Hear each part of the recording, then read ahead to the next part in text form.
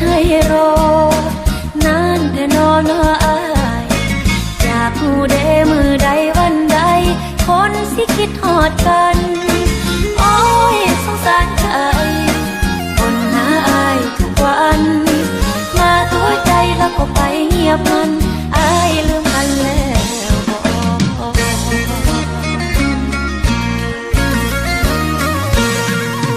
ตั้งแต่ก่อนนั้นนะว่างเป็นแวะมาไกลลืมจนยอมรับว่ามีใจคนนี้คงไทยพอเทศให้ใจชินกินกับไอ้คนรอ